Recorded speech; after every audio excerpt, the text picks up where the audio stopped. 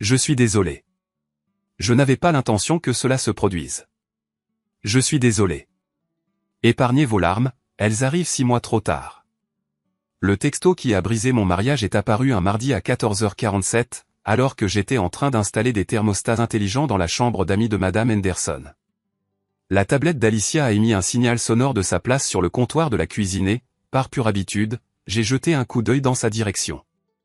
L'aperçu du message en a révélé suffisamment pour faire dégringoler mon estomac comme un marteau lâché à travers une cloison sèche. Tellement hâte de te sentir à nouveau en moi pendant que ton pathétique de mari rampe dans le grenier de quelqu'un d'autre. Je suis resté là, agrippant un tournevis cruciforme, hypnotisé par ces mots jusqu'à ce qu'ils se gravent sur mes rétines. L'expéditeur était Dylan Maddox, l'agent immobilier qui avait fait appel à mes services 6 mois auparavant pour installer un système de domotique dans son appartement. Le même Dylan qui m'avait serré la main, complimenté mon travail et, apparemment, avait couché avec ma femme pendant toute cette période.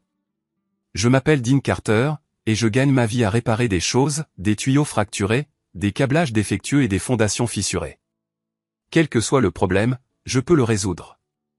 Cependant, debout dans cette cuisine, observant d'autres messages apparaître sur l'écran d'Alicia, j'ai réalisé que certaines choses sont irréparables. Elles ne peuvent qu'être démolies. Les messages continuaient d'affluer. Ils contenaient des descriptions graphiques de leurs activités dans notre lit conjugal, ainsi que des plaisanteries sur le fait que j'étais trop préoccupé par mes outils pour discerner ce qui se tramait sous mon propre toit. L'aspect le plus scandaleux? Les réponses d'Alicia étaient tout aussi vulgaires, tout aussi cruelles. Elle me qualifiait de naïf et d'ennuyeux, proclamant que j'avais de la chance de la voir. J'ai posé le tournevis et suis retourné à la chambre d'amis de Madame Henderson comme si de rien n'était, terminant l'installation du thermostat avec des mains fermes tandis que mon monde s'effondrait autour de moi. 23 ans de mariage, et j'avais été réduit à une simple chute de blague, le sujet de la plaisanterie grossière de quelqu'un d'autre. En rentrant à la maison ce soir-là, j'ai trouvé Alicia en train de préparer le dîner, comme elle le faisait tous les mardis, des spaghettis aux boulettes de viande, soi-disant mon plat préféré. Elle m'a souri, montrant ses dents impeccablement blanches qu'elle avait fait facetter l'année précédente, en utilisant les fonds de notre compte joint. « Comment s'est passée ta journée, chérie ?» a-t-elle demandé, sans lever les yeux de la cuisinière. « Bien », ai-je répondu. « Juste bien. » Je l'ai observée alors qu'elle se déplaçait dans notre cuisine, la cuisine que j'avais rénovée 2 ans auparavant, en installant des armoires sur mesure et des comptoirs en granit parce qu'elle m'avait imploré de la rendre digne d'une couverture de magazine. Elle paraissait belle, comme toujours, ses cheveux blonds rassemblés en un chignon désordonné, vêtue de la robe bleue que je lui avais achetée pour notre anniversaire. Elle n'avait aucune idée que je savais. Absolument aucune. Sa tablette avait trahi son secret, et j'ai résolu sur le champ que je ne lui révélerais pas ma connaissance, pas encore. Cette nuit-là, après qu'elle se soit endormie, je me suis faufilé dans mon atelier au sous-sol. Je l'avais progressivement transformé en un centre de commande domotique intelligent, en installant des caméras de sécurité et des systèmes d'automatisation dans toute la maison. Ce qui avait commencé comme un passe-temps allait devenir mon arme. J'ai affiché les flux de caméras sur mon ordinateur portable, cuisine, salon, porte d'entrée, porte arrière. Le tout enregistré dans le stockage en nuage, avec détection de mouvement. Je les avais installés 6 mois auparavant, immédiatement après le projet de Dylan, en affirmant que je voulais protéger notre maison contre les cambriolages. Alicia avait levé les yeux au ciel, mais n'avait exprimé aucune objection. Femme intelligente, mais pas assez. J'ai passé les 3 jours suivants à agir normalement pendant que je formulais mon plan. Je préparais le café le matin, disais au revoir à Alicia avec un baiser, allais travailler et rentrais à la maison pour le dîner. Cependant, pendant chaque moment de libre, je me préparais. Installant des caméras supplémentaires, améliorant le système et construisant un filet numérique qui capturerait chaque mensonge, chaque trahison, chaque moment de leur liaison illicite. Le vendredi, j'ai touché le jackpot. Le détecteur de mouvement dans le salon s'est activé à 13h23, alors que j'étais ostensiblement sur un chantier à l'autre bout de la ville. J'ai examiné les images plus tard ce soir-là, et les voilà, Dylan et Alicia, sur notre canapé, se livrant à des étreintes passionnées comme des adolescents. Elle était vêtue de la lingerie rouge que je lui avais achetée pour la Saint-Valentin. J'étais assis dans mon atelier au sous-sol, regardant ma femme commettre un adultère en haute définition, et j'ai senti une sensation de froideur s'emparer de ma poitrine. Pas précisément de la colère, mais quelque chose de plus calculateur, de plus dangereux. J'ai dupliqué la vidéo sur 3 serveurs sécurisés distincts et l'ai enregistrée sur un disque crypté. Ensuite, j'ai ouvert un nouveau cahier et j'ai commencé à faire des listes, les habitudes de Dylan, ses contacts professionnels, ses faiblesses. Sa voiture, une Mercedes classe C noire, dont il était absurdement fier. Le dimanche soir, j'avais élaboré un plan. La phase initiale impliquait la collecte d'informations. Je devais acquérir une connaissance approfondie de Dylan Maddox, ses transactions commerciales, ses autres conquêtes féminines et ses faiblesses. Heureusement pour moi, j'avais déjà passé 2 semaines à l'intérieur de son appartement, à installer des systèmes domotiques. J'avais observé son ordinateur, ses fichiers et ses habitudes. J'avais même installé une caméra de surveillance dans sa chambre à sa demande. À l'insu de Dylan, j'avais programmé la caméra pour qu'elle transmette les flux à mon propre serveur. Quelle âme confiante. Le lundi matin, j'ai appelé mon employeur pour me faire porter pâle et je suis allé au Sales dîner sur la route 40. Je savais que Dylan y rencontrait des clients tous les lundis à 10 h du matin, car je l'avais entendu en parler pendant notre projet. Je me suis assis dans une banquette d'angle, sirotant un café et l'observant alors qu'il accueillait des vendeurs potentiels. L'homme n'avait aucune idée qu'il était étudié comme un rat de laboratoire. À 11h30, Dylan a quitté le restaurant et s'est dirigé vers sa Mercedes. Je l'ai observé vérifier son téléphone, froncer les sourcils, puis essayer de démarrer la voiture. Rien ne s'est passé. Il a réessayé, mais toujours rien. Il a soulevé le capot, a trifouillé pendant quelques minutes, puis a appelé une dépanneuse. À l'insu de Dylan, j'avais cloné le porte-clés de sa voiture lors de l'installation de la domotique et je l'avais utilisé pour désactiver à distance la connexion de sa batterie. Un tour simple que j'avais appris sur YouTube. Il est étonnant de voir ce que l'on peut accomplir avec les bons outils et un minimum de créativité. J'ai suivi la dépanneuse jusqu'au garage Géries Auto Shop sur Eastern Avenue. Pendant que Dylan se disputait avec le mécanicien au sujet de l'énigmatique problème électrique, je me suis faufilé à l'arrière et j'ai fixé un traceur GPS sous son pare-chocs arrière. Support magnétique de qualité militaire, avec une autonomie de batterie de 3 mois. Je l'avais acheté en ligne pour des raisons de sécurité domestique. La phase 2 consistait en une guerre psychologique. Je voulais rendre Dylan paranoïaque, qu'il regarde constamment par-dessus son épaule et qu'il remette en question chaque revers mineur de sa vie. Je voulais qu'il éprouve la sensation d'être traqué. Au cours de la semaine suivante, j'ai rendu son existence misérable de manière subtile et intraçable. Sa commande de café du matin était incorrecte pendant 3 jours consécutifs à son café habituel. Son nettoyage à sec a été égaré pendant 2 jours. Son abonnement à la salle de sport a été inexplicablement annulé. Sa place de parking préférée en centre-ville était perpétuellement occupée par un autre véhicule. Je l'observais à travers les flux de la caméra, remarquant sa frustration croissante de jour en jour. Il a commencé à regarder autour de lui avec suspicion, à vérifier son téléphone et à tressaillir constamment au moindre bruit. Parfait. Pendant ce temps, à la maison, Alicia devenait de plus en plus effrontée. Elle a commencé à faire des courses en milieu de journée, revenant à la maison avec les cheveux en bataille et l'odeur du parfum d'un autre homme. Elle prenait immédiatement une douche, fredonnant de petits airs comme si elle était grisée par des secrets. Je jouais le rôle du mari fidèle, lui préparant ses plats préférés, lui demandant comment s'était passée sa journée et lui professant mon amour. Et chaque soir, je passais en revue les images de la caméra et j'ajoutais de nouveaux détails à mon dossier de plus en plus volumineux sur leur liaison. Ils se rencontraient dans un motel bon marché sur la route 1 tous les mardis et jeudis. Ils s'étaient retrouvés dans notre résidence à au moins une 12aine de reprises. Dylan était allé dans notre chambre, avait utilisé notre douche et avait consommé de la nourriture de notre réfrigérateur. L'audace était à couper le souffle. Cependant, ce qui m'a vraiment affecté, c'est l'audio que j'ai capturé depuis notre salon, Alicia riant avec Dylan de la façon dont Dean ne découvrirait jamais leur liaison parce qu'il était trop absorbé par ses petits projets. Dylan plaisantant sur le fait que j'étais pratiquement en train de faciliter leur liaison en installant des systèmes de sécurité partout. Il est tellement confiant, avait remarqué Alicia, sa voix dégoulinant de mépris. Parfois, je pense qu'il est même fier de sa naïveté. Cette nuit-là, je suis resté dans mon atelier jusqu'à 3 h du matin, ajoutant de nouveaux éléments à mon plan. Ils croyaient que j'étais stupide. Ils allaient apprendre à quel point un simple entrepreneur pouvait être perspicace. J'ai commencé avec les affaires de Dylan. Les agents immobiliers dépendent de leur réputation, et la réputation de Dylan allait subir un coup dur. Je surveillais son ordinateur grâce à l'accès dérobé que j'avais installé lors de la configuration du système de sécurité. L'homme était négligent avec ses fichiers, stockant tout dans des dossiers facilement accessibles. J'ai découvert ce que je cherchais un mercredi matin. Des photos de listes truquées. Dylan avait retouché numériquement des images pour dissimuler des dommages matériels, faisant apparaître les appartements plus grands qu'ils ne l'étaient, et ajoutant même des équipements fictifs à certaines annonces. Cela constituait une fraude, pure et simple. J'ai tout documenté, pris des captures d'écran et enregistré des fichiers sur plusieurs disques.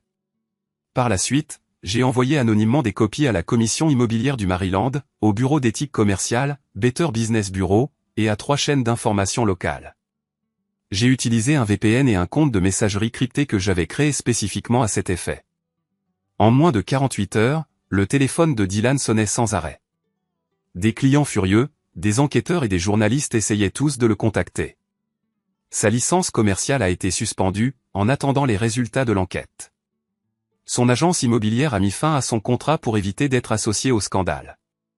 Son nom était devenu synonyme de déshonneur dans les cercles immobiliers de Baltimore.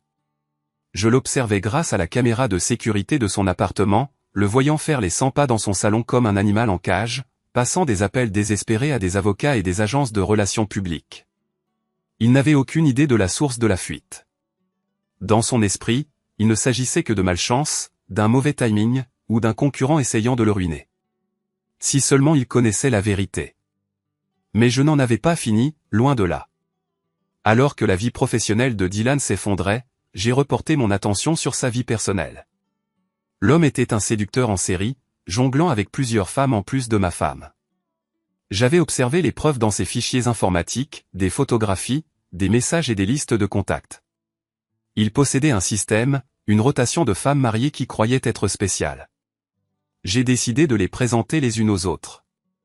J'ai créé de faux profils de réseaux sociaux pour chaque femme et j'ai lancé une conversation de groupe privé, envoyant le même message à toutes, je pense qu'il faut qu'on parle de Dylan Maddox.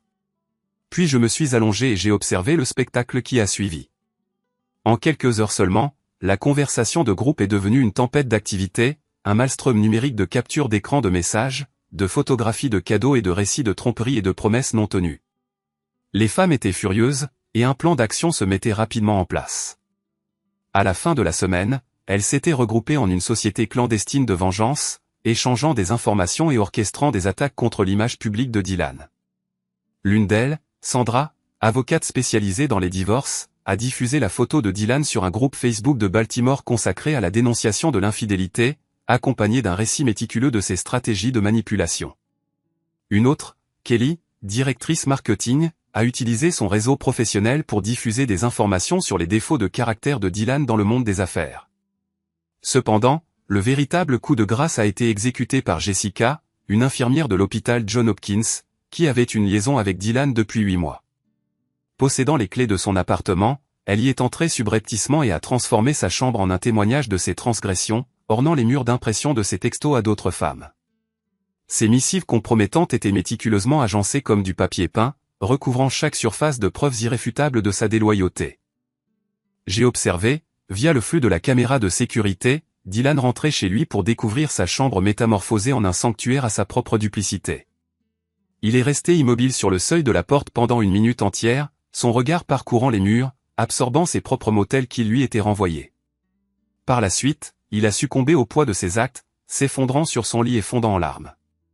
Une brève sensation de satisfaction m'a envahi, mais c'était une victoire froide et creuse. La situation avait transcendé Dylan. Elle était désormais centrée sur Alicia, et les 23 années qu'elle avait gaspillées pour une série de rencontres fugaces et insignifiantes. Il était temps de passer à la phase 3. Une confrontation était inévitable, mais elle se déroulerait selon mes conditions, exécutée à ma manière. Je cherchais à leur inculquer une profonde compréhension de l'ampleur de leurs pertes, et de l'étendue de mes capacités lorsque je suis poussé au-delà de mes limites. Ma première étape a consisté à louer un espace de stockage à l'autre bout de la ville et à y transférer discrètement environ la moitié de nos biens. Les documents importants, les portraits de famille, mes outils et tout objet de valeur réelle ont été systématiquement déplacés. Ce processus s'est déroulé progressivement sur une période de 2 semaines, seuls les objets qui échapperaient à la détection immédiate d'Alicia étant retirés. Ensuite, j'ai retenu les services d'un avocat. Ce n'était pas encore dans le but d'engager une procédure de divorce, mais plutôt pour protéger mes actifs et acquérir une compréhension globale de mes options juridiques. J'ai présenté les preuves accumulées, comprenant des vidéos, des photographies et des messages, et je lui ai demandé de formuler une proposition de règlement global conçue pour laisser à Alicia le minimum auquel elle avait légalement droit. C'est du sacré bon boulot, a-t-il remarqué, en naviguant dans les fichiers numériques sur son ordinateur portable. Elle n'aura pas beaucoup de poids devant les tribunaux. Tant mieux, ai-je répondu. Je veux qu'elle comprenne les conséquences. L'avocate, une femme perspicace nommée Patricia Hill, m'a regardé par-dessus les bords de ses lunettes. Êtes-vous certain de ne pas souhaiter envisager une thérapie en premier lieu? Parfois, ces situations peuvent être résolues. Je me suis remémoré le rire d'Alicia capturé par l'enregistrement de sécurité, la manière méprisante dont elle m'avait ridiculisé auprès de son amant. Non, ai-je déclaré. Certaines choses sont irréparables. Elles ne peuvent qu'être démantelées et reconstruites, a reconnu Patricia en hochant la tête. Je ferai préparer les documents pour vendredi. Cependant, je n'avais pas l'intention immédiate de lui faire signifier des documents juridiques. Pas encore. J'avais un autre plan en tête. Un jeudi matin, alors que Dylan était encore sous le choc de l'incident dans la chambre à coucher, je l'ai contacté sur son téléphone portable. Utilisant une application de modification de la voix pour dissimuler mon identité, j'ai adopté un ton robotique et menaçant. « Tu t'es amusé avec les femmes des autres ?» ai-je déclaré dès qu'il a répondu. « Il est temps de payer le prix. »« Qui est à l'appareil ?» a demandé Dylan, la voix tremblante. « Quelqu'un qui sait tout sur toi. Tes affaires, tes femmes, tes petits secrets sordides. Je te demande de me rencontrer ce soir au Marriott sur Key Highway, dans la chambre 415. Viens seul, sinon je diffuserai une vidéo très intéressante à toute ta clientèle. » J'ai mis fin à l'appel avant qu'il ne puisse formuler une réponse. Cet après-midi-là, j'ai contacté Alicia à son emploi à temps partiel à la galerie d'art du centre-ville. Son comportement récent avait été caractérisé par de la distraction, probablement due à des inquiétudes concernant les tribulations récentes de Dylan, mais elle continuait à maintenir la façade de notre mariage. « Salut, chérie », ai-je dit, employant le ton chaleureux que j'avais cultivé au cours du mois précédent. « Je veux te faire une surprise ce soir. Je nous ai réservé une chambre au Marriott. Tu sais, comme on le faisait quand on sortait ensemble. »« Oh » a-t-elle répondu, sa voix trahissant une pointe d'agitation. « Ce soir, j'allais. Enfin, j'ai des courses à faire. »« Annule-les » ai-je ordonné fermement. « À quand remonte notre dernière vraie soirée en amoureux, juste nous deux ?» Elle a fait une pause, et je pouvais discerner les calculs frénétiques qui se déroulaient dans son esprit, alors qu'elle tentait de trouver un moyen de contacter Dylan et de lancer un avertissement. « D'accord » a-t-elle fini par acquiescer. « À quelle heure ? » ? « Retrouve-moi là-bas à 8 heures. Chambre 415. Je t'attendrai. » J'ai consacré le reste de la journée aux préparatifs. Utilisant un nom fictif et un paiement en espèces, j'ai réservé la chambre d'hôtel et j'ai ensuite investi des heures dans l'installation du matériel nécessaire. Des caméras cachées, des enregistreurs audio, et même un système de haut-parleurs compact connecté à mon téléphone ont été méticuleusement positionnés. J'étais déterminé à capturer chaque facette des événements imminents. À 7h30, je me suis installé dans le hall de l'hôtel, ce qui me permettait d'avoir une vue dégagée sur les ascenseurs. Dylan est arrivé en premier, à 7h45, affichant un comportement nerveux et consultant fréquemment son téléphone portable. Il était vêtu d'un costume bon marché et portait une mallette, probablement dans une tentative d'impressionner son bourreau anonyme. Alicia est arrivée précisément à 8h, parée de la robe noire que je lui avais achetée pour notre anniversaire l'année précédente. Elle offrait une vision à la fois de beauté et de culpabilité, s'arrêtant pour scruter son reflet dans les miroirs du hall avant de se diriger vers l'ascenseur. J'ai attendu 10 minutes supplémentaires avant de les suivre au 4e étage. En arrivant à la chambre 415, je pouvais discerner des voix provenant de l'intérieur. Confusion, surprise, puis reconnaissance étaient évidentes dans leur ton. Découvrant que Dylan et Alicia s'étaient rencontrés au lieu de me trouver, j'ai inséré la carte clé dans la serrure et j'ai pénétré à l'intérieur. Ils étaient assis de part et d'autre du lit, leur visage reflétant une expression partagée d'horreur naissante. La mallette de Dylan était posée sur le sol entre eux, son contenu éparpillé de manière désordonnée. Le sac à main d'Alicia était serré dans ses mains, servant de bouclier improvisé. « Bonjour, chérie », ai-je dit à Alicia, avant de tourner mon attention vers Dylan. Et bonjour à toi, mon partenaire. Dylan s'est levé brusquement, le visage rouge écarlate. Écoute, je ne sais pas à quel jeu tu joues, mais... Asseyez-vous, ai-je interrompu doucement, et quelque chose dans mon ton a forcé son obéissance immédiate. J'ai fermé la porte derrière moi, enclenchant le verrou. Puis, j'ai avancé vers la chaise de bureau et je me suis assis, face à eux deux. La pièce était imprégnée de silence, brisée seulement par le bourdonnement de la climatisation et les bruits lointains de la circulation provenant du port. Alors, ai-je commencé, depuis combien de temps vous livrez-vous à cette liaison dans ma propre maison? Alicia a haleté, son visage pâlissant. Dean, je peux expliquer. 7 mois, ai-je continué, consultant mon téléphone comme si je lisais des notes. Voilà combien de temps ça dure. 7 mois de mensonges, de rendez-vous clandestins et de moi faisant passer pour un imbécile. Dylan a trouvé sa voix. Écoute, mec, je ne savais pas qu'elle était mariée quand on a commencé. Connerie. J'ai présenté l'écran de mon téléphone, révélant une photographie de Dylan et Alicia en train de s'embrasser dans notre allée. Il y a 6 mois, vous m'avez engagé pour installer des systèmes de sécurité dans votre appartement. Vous étiez parfaitement conscient de mon identité et des conséquences de vos actes. Le silence retomba dans la pièce. Alicia était fascinée par la photographie, la bouche légèrement entr'ouverte. Dylan fixait le sol, les poings serrés. J'ai des vidéos, ai-je repris d'un ton conversationnel. Des heures d'images capturées par mes propres caméras de surveillance. Vous deux, en train de vous livrer à des actes intimes sur mon canapé, dans mon lit, dans ma cuisine. Des enregistrements audio de vous deux vous moquant de ma prétendue stupidité. Des captures d'écran de tous les messages explicites que vous avez échangés. Je me suis levé et me suis approché de la fenêtre, contemplant le port de Baltimore. Vous savez ce qui est drôle? J'avais réellement du respect pour vous, Dylan. Je vous percevais comme un homme d'affaires accompli, quelqu'un digne d'être imité. Et Alicia. Je me suis retourné pour la faire face. Je vous croyais être l'amour de ma vie. Dean, s'il te plaît, a imploré Alicia, des larmes commençant à couler sur ses joues. Ça ne devait pas se passer comme ça. Je n'ai jamais eu l'intention de te faire souffrir. Mais vous avez fait souffrir, ai-je rétorqué. Vous avez brisé notre mariage, notre confiance, notre avenir. Vous m'avez transformé en objet de risée dans ma propre maison. Dylan s'est relevé, essayant de sauver les apparences. Écoute, les émotions ont tendance à être vives dans ces situations. Peut-être pouvons-nous parvenir à une sorte de résolution. D'homme à homme. J'ai émis un rire dénué de toute amabilité. D'homme à homme. Vous voulez engager une discussion d'homme à homme. J'ai récupéré mon téléphone et l'ai connecté au système audio de la pièce. Puis, j'ai activé un des enregistrements audio que j'avais capturés dans notre salon. La voix d'Alicia a résonné dans toute la pièce.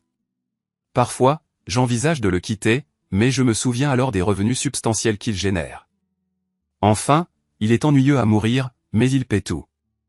La voix de Dylan. La maison, les véhicules, mes cartes de crédit. Je serais folle de renoncer à ça. Tu pourrais toujours réclamer la moitié lors d'un divorce. La Californie fonctionne selon le régime de la communauté de biens. Nous sommes dans le Maryland, crétin. La voix d'Alicia a éclaté de rire. Mais ouais, je pourrais probablement obtenir un règlement décent. Surtout si je joue le rôle de l'épouse négligée. J'ai interrompu l'enregistrement et les ai observés tous les deux. Alicia pleurait maintenant ouvertement, son maquillage coulant sur son visage. Dylan semblait ne souhaiter rien de plus que de disparaître dans le sol. Alors, ai-je dit, reprenant ma place, discutons des conséquences. J'ai consacré l'heure suivante à détailler précisément ce que je savais sur chacun d'eux. Les fraudes commerciales de Dylan, ses liaisons extra-conjugales, ses difficultés financières, les affabulations d'Alicia, ses dettes de cartes de crédit, ses plans de divorce pour gains financiers. Voilà ce qui va se passer, ai-je finalement annoncé. Dylan, vous devez disparaître de nos vies. Vous changerez de numéro de téléphone, vous déménagerez dans une autre ville si nécessaire, et vous ne reprendrez jamais contact avec ma femme. Si vous ne vous conformez pas à cela, je diffuserai des copies de ces enregistrements à toutes les agences immobilières du Maryland. Dylan a hoché la tête rapidement. Oui, d'accord. Je peux faire ça. Et Alicia, ai-je dit à ma femme. Tu vas faire une valise et quitter notre domicile ce soir. Tu peux résider chez ta mère, ou ta sœur, ou quiconque est prêt à t'accueillir. Nous négocierons les termes du divorce par le biais de représentants légaux. Dean, attends, a-t-elle imploré, tendant la main vers la mienne. Ne pouvons-nous pas en discuter? J'ai fait une erreur. Mais nous pouvons rectifier ça. Nous pouvons chercher de l'aide, traverser ça ensemble. J'ai retiré ma main. Certaines choses ne peuvent être réparées, Alicia. Elles ne peuvent qu'être démantelées. Je me suis levé et me suis approché de la porte. Vous avez 15 minutes pour déterminer la suite des événements. Ensuite, je m'en vais, et vous êtes tous les deux livrés à vous-même. J'ai marqué une pause, ma main posée sur la poignée de la porte. Oh, et encore une chose, Dylan, ai-je ajouté. J'éviterai de conduire cette Mercedes pendant un certain temps. La rumeur disait qu'il y avait eu plusieurs incidents impliquant des incendies de voitures dans les environs. Je les ai laissés assis dans cette chambre d'hôtel, se regardant au milieu des décombres de leur liaison illicite. En descendant le couloir, j'ai entendu Alicia recommencer à pleurer, encore plus inconsolablement cette fois. Le son a persisté, me suivant jusqu'à l'ascenseur. En arrivant chez moi, je me suis versé un verre de whisky et je me suis installé dans mon atelier, observant les flux des moniteurs de sécurité. La maison est restée vide, exactement comme je l'avais laissée. Pour la première fois depuis de nombreux mois, je me suis retrouvé seul dans l'enceinte de ma propre maison. Cela aurait dû ressembler à un triomphe. Au lieu de cela, cela résonnait d'un sentiment de perte profonde. Le lendemain matin, j'ai reçu un appel téléphonique de mon avocate. L'avocat de votre femme souhaite programmer une réunion, m'a informé Patricia. Elle allègue une détresse émotionnelle et un harcèlement potentiel. Elle cherche à négocier un règlement. J'ai demandé, quel genre de règlement? La réponse est venue, la moitié de tout, plus une pension alimentaire. Elle affirme que vous la harcelez, que vous avez violé sa vie privée par une surveillance illégale. J'ai ricané. La surveillance était de ma propre maison, installée avec son plein consentement. Et je n'ai harcelé personne.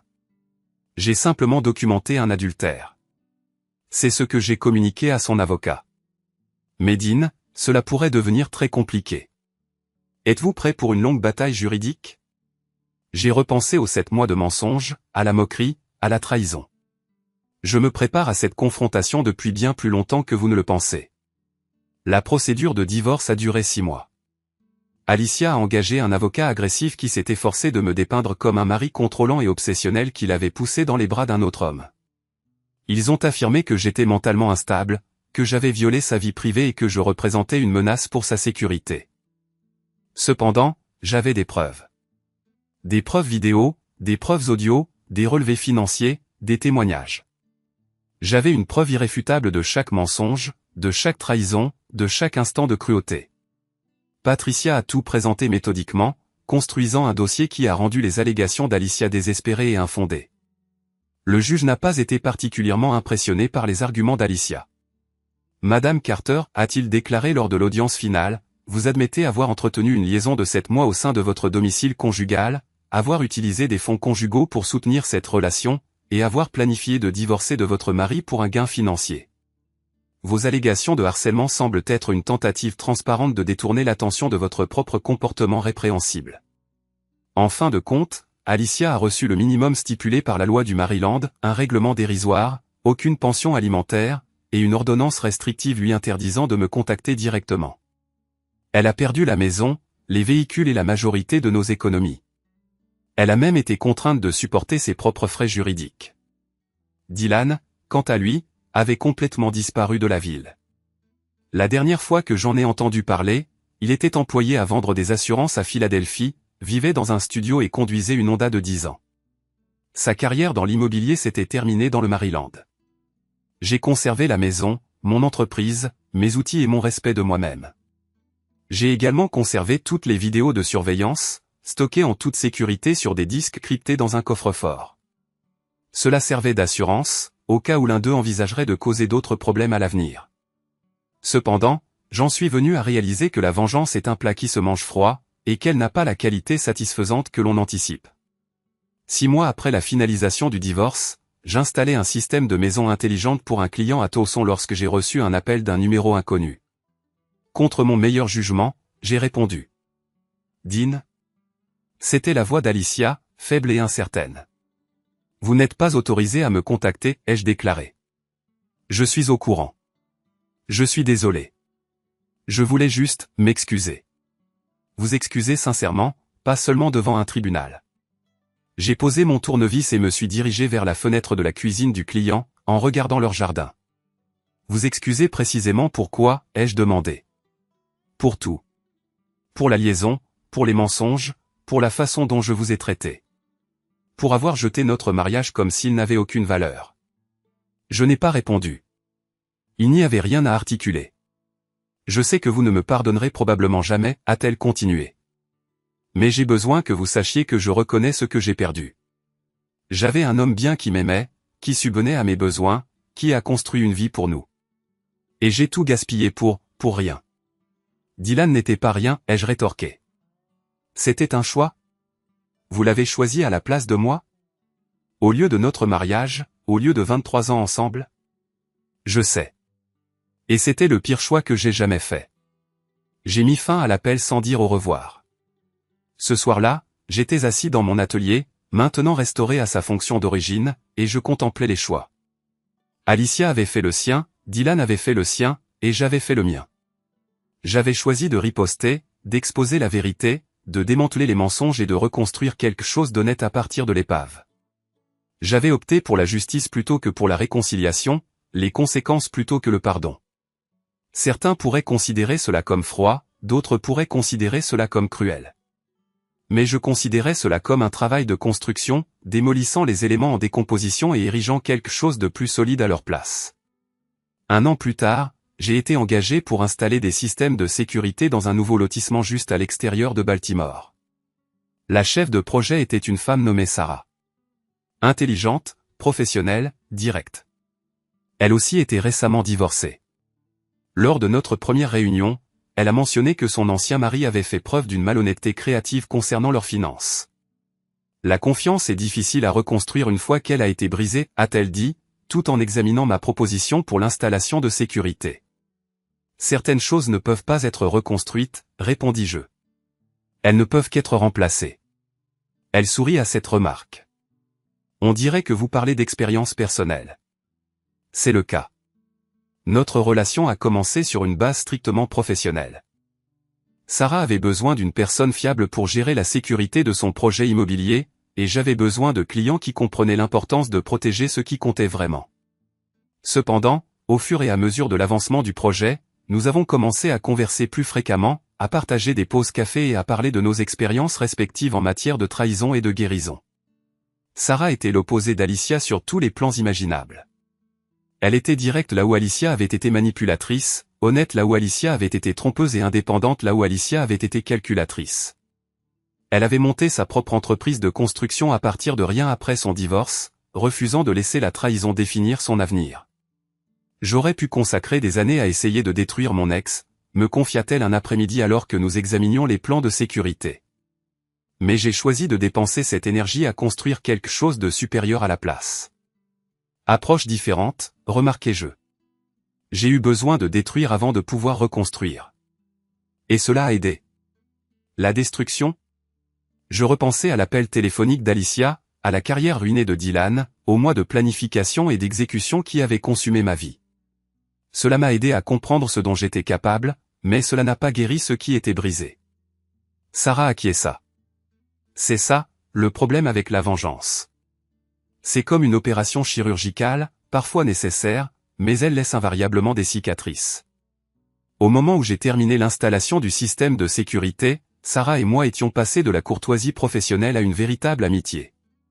Elle appréciait mon souci méticuleux du détail, mon engagement indéfectible envers un travail de qualité et mon aptitude à résoudre des problèmes complexes. J'appréciais son honnêteté, sa force et son refus de permettre aux trahisons passées de souiller ses choix présents. Nous sommes ensemble depuis 8 mois maintenant. Pas mariés, ne nous précipitant vers rien. Simplement en train de construire quelque chose d'authentique et d'honnête, un jour à la fois. Sarah est au courant d'Alicia et de Dylan, au courant des vidéos de surveillance et du démantèlement systématique de leurs mensonges. Elle ne me juge pas pour cela, mais elle ne le célèbre pas non plus.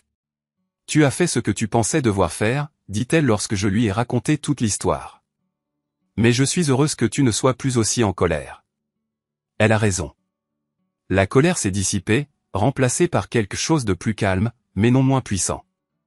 J'ai appris que je pouvais être impitoyable si nécessaire, que je pouvais planifier, exécuter et détruire lorsque j'étais poussé au-delà de mes limites.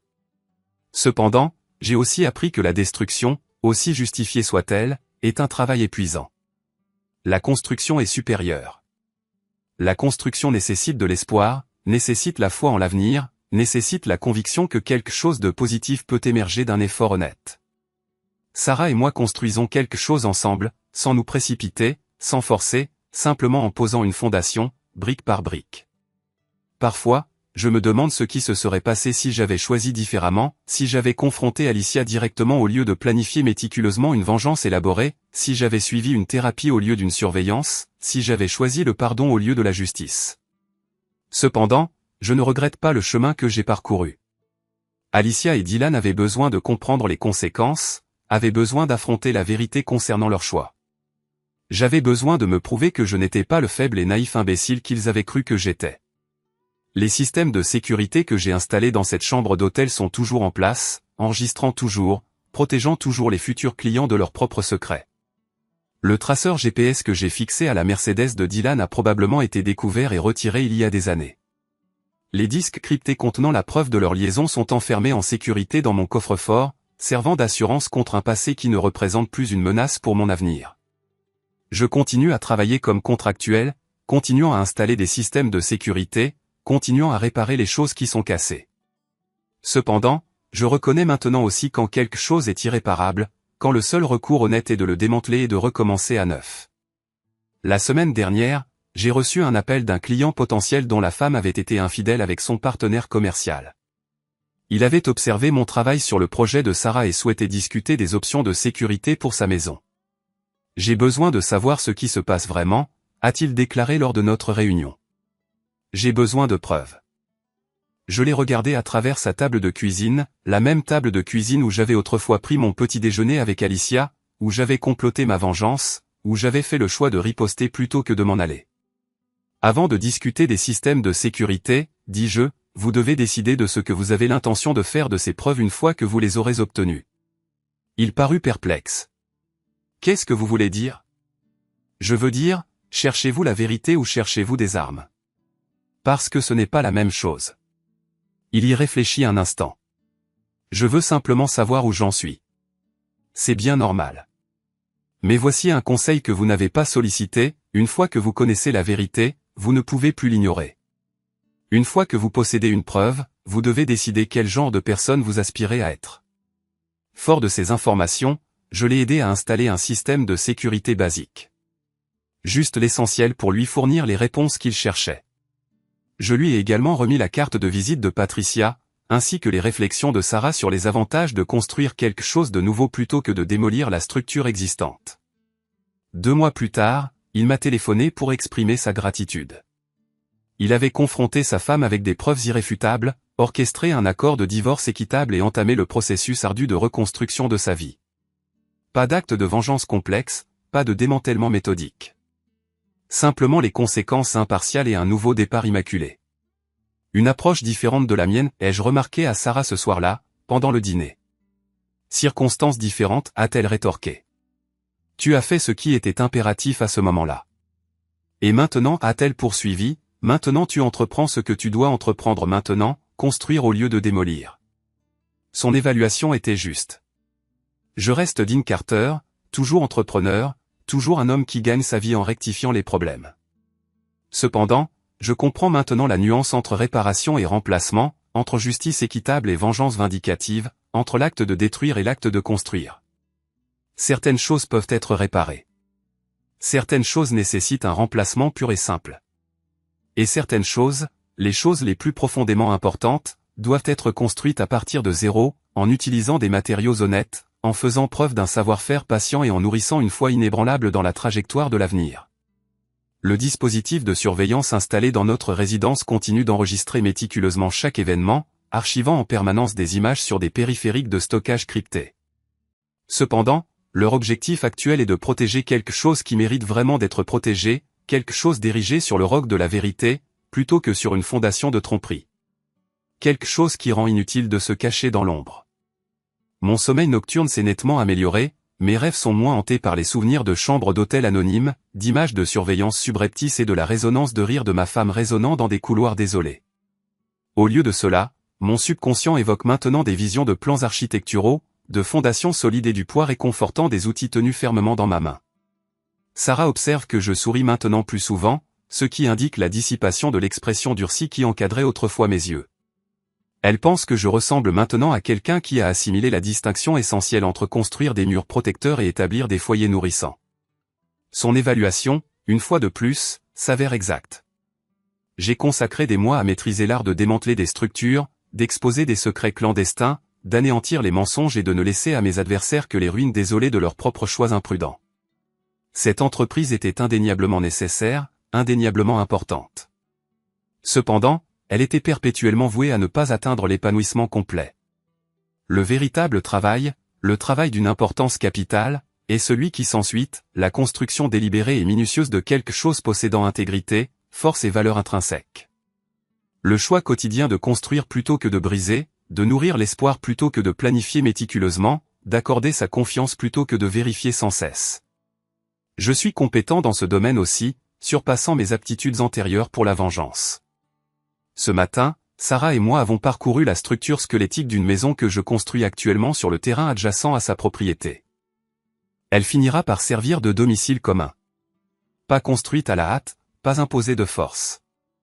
Simplement la progression organique et logique de quelque chose que nous construisons collectivement. Quel type de système de sécurité envisages-tu, a-t-elle demandé, caressant doucement la charpente en bois qui définira finalement les limites de notre espace de vie. La configuration standard, ai-je répondu. Caméra, détecteur de mouvement, mécanisme de verrouillage intelligent. Rien d'excessivement élaboré, a-t-elle remarqué. C'est bien. Je souhaite me sentir en sécurité, mais je n'ai pas envie de vivre dans une véritable forteresse. Pas de forteresse, ai-je acquiescé. Juste une maison. Alors que nous revenions vers sa résidence, j'ai réfléchi à la profonde disparité entre la maison que j'avais autrefois partagée avec Alicia et la maison que je construis actuellement en partenariat avec Sarah. Le même architecte, la même entreprise de construction, la même attention méticuleuse aux moindres détails. Toutefois, cet édifice s'élève sur le roc de la vérité la plus pure, et non sur des fondations de perfides mensonges, sur la pierre angulaire de décisions partagées, et non sur les trahisons dissimulées, sur le pilier inébranlable de l'espoir, et non sur les sables mouvants insidieux d'une peur paralysante. Certaines entités sont irréparables, mais d'autres peuvent être reconstruites à neuf, supérieures et plus résilientes que leurs prédécesseurs. Unironically.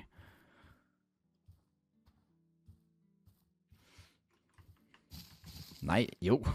Jeg er legit ret sikker på det. Ikke cykelmyg og nuttet sammen. Lol. Eller jeg kan ikke huske, om han hedder Esben. Jeg mener, der står Esben på skiltet. Hvorfor? Kender du ham, Kroholt? Sød at vinde snart. Jamen, jeg skal finde lava eller en båd mere. Nej, jeg skal egentlig bare finde lava, faktisk. Min far er gode venner med ham. Lol. Jeg ved ikke egentlig, om det ligger lige på hjørnet af Torvegade og Skjoldsgade. Eller det ved jeg ikke, om du ved, men... De kommer samme campingsted. Okay, fuck, hvor hygge. Hans datter var til min søsters konf. Okay, besties like that. Okay, nu når vi er her, så kan jeg lige så godt lige tage en flint med.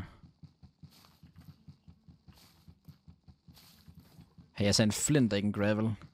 Okay, jeg tager bare 5 gravel med, så har jeg det. Ikke så meget til Dominatrix, men alt for dig. What the fuck? Altså nu spørger jeg lige om noget, fordi nu er det Smiller, der sidder og snakker om det. Kunne I godt blive domineret af en 19-årig? Er det ikke lidt, det er sådan lidt...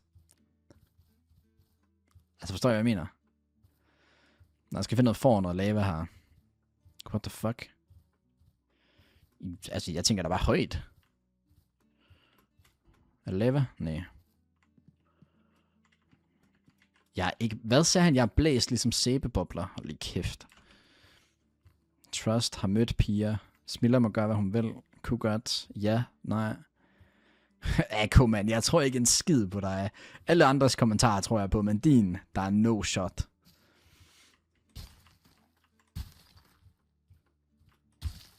Okay, hvis vi lige kan få en village her, så legit go det.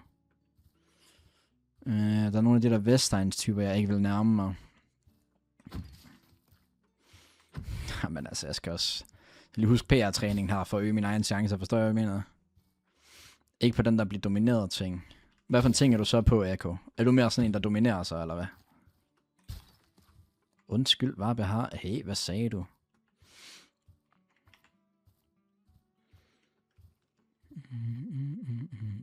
Time privat. Det er et godt træk her, tror jeg, mate. I think so. Må jeg ikke skrue op for min render distance? Er det server-based, eller hvad? Fuck, hvor er det irriterende. Jeg kan jo ikke se noget, så.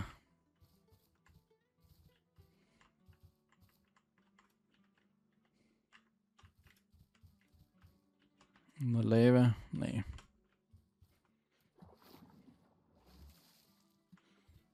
Jeg brækker mig af grin over den her samtale. Hvorfor?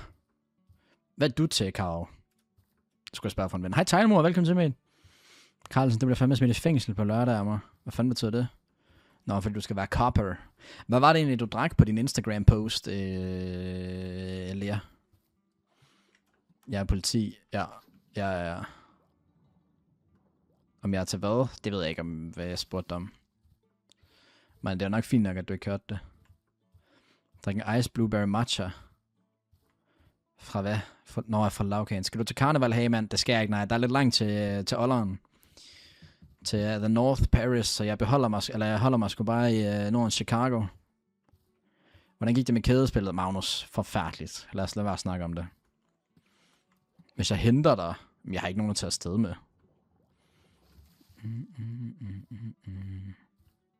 Sovs Carlsen, for real. Nu er jeg lidt tænkt, at jeg skulle til Korskromarkedet og sådan noget, jo.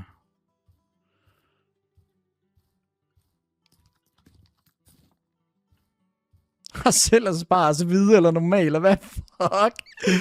Kromolt, jeg kan dig ikke, det mener jeg. Copy-paste besked. Jeg kan forestille mig, at Smilla var bekymrende dårlig. Ej, Smilla var top 2.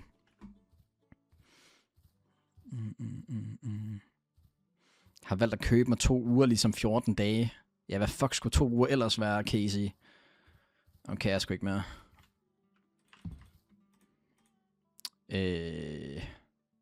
Meget jern her.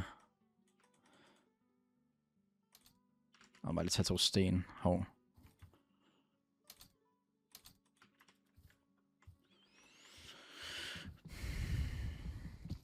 Smiller var den bedste. Det var ikke det, jeg sagde, tror jeg.